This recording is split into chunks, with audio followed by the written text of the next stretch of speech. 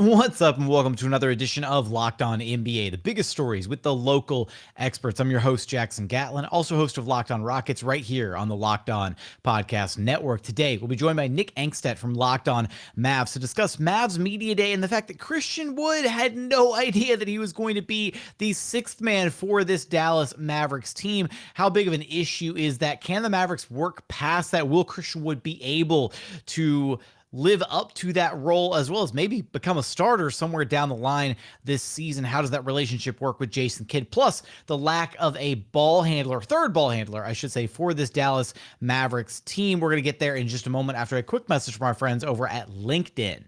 These days, every new potential hire can feel like a high-stakes wager for your small business. You want to be 100% certain that you have access to the best qualified candidates available. That's why you have to check out LinkedIn Jobs. LinkedIn Jobs helps find the right people for your team faster and for free. It is so easy to create a job posting on LinkedIn Jobs. Then all you do is add your job and the purple hashtag hiring frame to your LinkedIn profile to spread the word that you're hiring.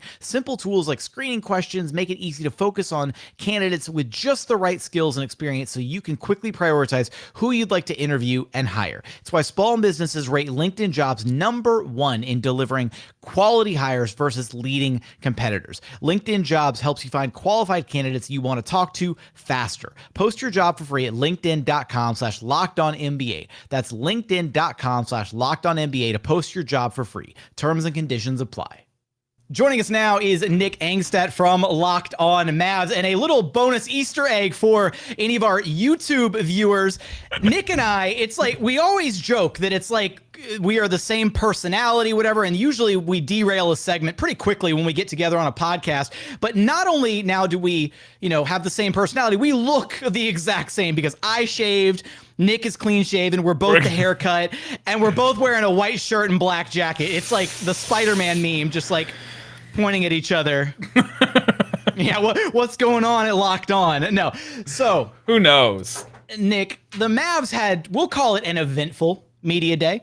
And where we have to start with is none other than ex-Houston Rocket, Christian Wood, who somehow rolled up into media day, unbeknownst to him, the idea that he was going to be brought off the bench for the Dallas Mavericks. And I guess, what, at least let's just start with, what was your reaction to his reaction to the news?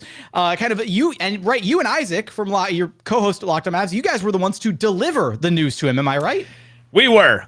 So Christian Wood, like you said, gets up at media day and somebody says, Jason Kidd has said you're going to be the sixth man. You're going to be coming off the bench. And he goes, I am. And kind of like laughs and it's like kind of a smile. And he said, this is news to me, basically, that it was news to him. But like 30 minutes before that happened, before everybody saw it, before that clip went all over the place, he was sitting down with us at our station at Media Day. You can find it on Locked On Mavs YouTube channel. And Isaac looks at him and goes, so, sixth man this year, you're going to start the season? And he goes, I haven't heard that. And we looked at each other, and he had been incredible. The vibes with him were really good throughout the rest of it. It was just this question where he took it, and I don't think that he was lying. Like, I don't think that he had heard this before, at least specifically from Jason Kidd. He had been working out with Sean Sweeney all year throughout the offseason and working with him, in Dallas and stuff like that, and assistant coach for the Mavs. So I think that I can't imagine that his role in the team didn't come up at some point, but he had not known that he was going to be the sixth man, apparently, or that he was going to be coming off the bench. And so now we take this and say, all right, what's he going to do with it? How is he going to react to it? And his answer in both instances, to us and to the main media session, was, I'm motivated either way. And I want to take that at face value. I want to take that at, all right, he's going to be motivated either way. He's going to be motivated to be the best that he can be, the best fit with Luka, the best fit off the Mavs bench, the best whatever Jason Kidd asks him to be, team defender that they're probably going to ask him to be. And I hope he runs with it because his skill set is really going to add to this team. But it's easy also to take the other path and say, well, isn't this just going to be a problem for him in like 2 months if he doesn't get into the starting lineup quick enough, if he doesn't like escalate up that ladder and start to become have a bigger role for this team? And you could see both ways on this. So we're going to get into whether this is the right decision or not with Christian Wood here in a second, but is this like, what is this? Is some weird like maybe like head games, mind games thing with Jason Kidd, like as far as just Christian Wood's talent level, the idea, right? The moment the trade happened, like I know even Rockets fans on that side were thinking, wow, like, all right, Christian Wood paired with Luka Doncic, right? We got like a 3-game sample size of what that was going to look like back when Christian Wood played a handful of games with James Harden before he mentally checked out of Houston. And on paper, Christian Wood and Luka, they're a match made in heaven. They would be a dynamic pick and roll duo. So this could be a potentially horrendous mistake to bring off the bench. What is Jason Kidd potentially thinking here in wanting to make Christian Wood earn his stripes, or kind of like putting him to a mental battle test, whatever, to see if he's, made for it to come off the bench and prove himself as a starter? On draft night, when the trade was official, like the Mavericks could finally publicly talk about the Christian Wood trade, Nico Harrison got in front of everybody, and it was like 2 a.m. Texas time when they finally finished it and draft and all that stuff. And he gets in front of everybody and he says, yeah, the Christian Wood trade's been done, and this is going to be a year where he's got to prove some stuff to us, and we have to prove some stuff to him. He's an expiring contract. This is the last year of his deal. He's eligible for an extension, at several different points during the season, and they have stuff to prove to each side. And I think the stuff that Christian Wood has to prove to the Mavericks, Jason Kidd is going to use these benchmarks to like motivate him. All right, you want to play closing minutes? All right. You have to play team defense. Okay, you want to start? You got to play this way in our offense. You can't be going rogue and doing all the things that you wanted to do in Houston because you thought you were the number one player. You're not that here anymore. You're, probably the second most talented player, maybe the second best player, but in the pecking order, the way that we run this offense, it's Luka, it's Dinwiddie, and then it's probably you, right? That's how they're going to probably play this. And I think he's using these different, motivations to motivate Christian Wood. Now, is that going to work with a guy like Christian Wood who's been around the league? Again, the same thing I said for question 1. You want to take it at face value that he's ready to win. He's ready to be in a winning situation. He's played for Detroit. He's played for the Rockets for like 6 games with James Harden where it was good. And then he's played for 200 games when it wasn't, or 150 games when it wasn't good.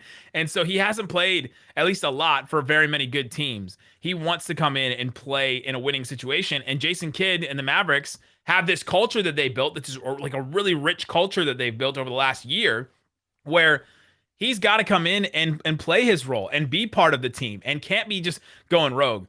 The last player to try to do that it was Kristaps Porzingis. It just didn't work. Like, it didn't work for him to try to be something else, to try and post up more, to try and do stuff outside of the offense. It just wasn't working. And they ended up trading him, and it ended up being one of the best things for the Mavericks last year because they were able to fully lean into their identity as best they could.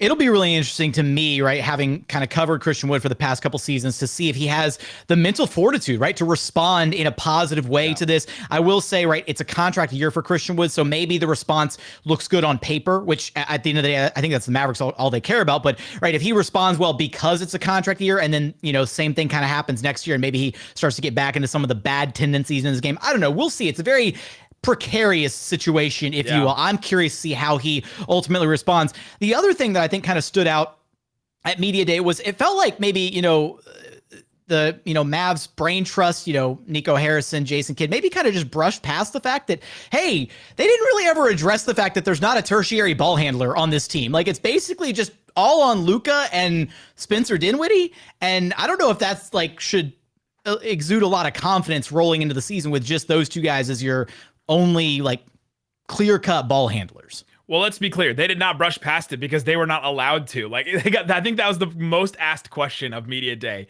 is who's the other ball handler? Are you looking for another ball handler? Who do you think is going to step up on this team? Besides Luka and Dinwiddie, who's another guy that, and not just can handle the ball, because Frank Ntilikina can handle the ball. Tim Hardaway Jr. can handle the ball. Even Dorian Finney-Smith at times last year would bring the ball up. And, maybe I will say maybe brush past it was the wrong sense. I kind of meant brushed it aside, brushed aside the concerns. Yeah. And that's where I'm about that. So they have guys that can handle the ball, that could bring the ball up. It's create their own shot. And for me, I think that they brushed it off in the sense that they said, all right, well, we have these options. We have Frank Ntilikina and we have Josh Green, who are these, younger players that we're trying to develop. They have a guy like Jaden Hardy. Nico Harrison told us at Media Day, he said, how quickly can he become viable in the NBA? I think that's a big question. If that question gets answered really quickly, then some of this whole problem is gone because he's looked pretty decent in training camp and looked decent in some scrimmages and things like that. And so how quickly can he become like a really go-to guy for them? And then maybe he fills that role where, the role that a lot of Mavericks fans thought Dragic could come in and fill, that they thought maybe Mike Conley could come in and fill, or some of these guys that have been available over the offseason. And so that's what they're going to go with. They're going to try some of these guys. They're going to try out, Frank Ntilikina. They're going to try out Josh Green a little bit. They're going to try Jaden Hardy a little bit. And I think that's okay for the regular season. Even if Luka or Dinwiddie are out for a game or something like that, I think the Mavericks will have enough scoring. It's in those tough playoff games, you have to have somebody else. And they only got past the 2 rounds that they did because they had both Luka, Brunson, and then Spencer Dinwiddie. Like game 7 against the Suns, we kind of looked past, but Dinwiddie had 30 points in that game. He had 36 points in that game where he just went off. And was one of the reasons why they got past some of those games where if your 2 guys just aren't hitting or if something's not working, then you have a 3rd guy to lean on. And they don't have that answer right now. And I don't think one of the guys on the roster is going to answer that question enough in a playoff setting. But for the regular season, at least until the trade deadline, I think it's fine.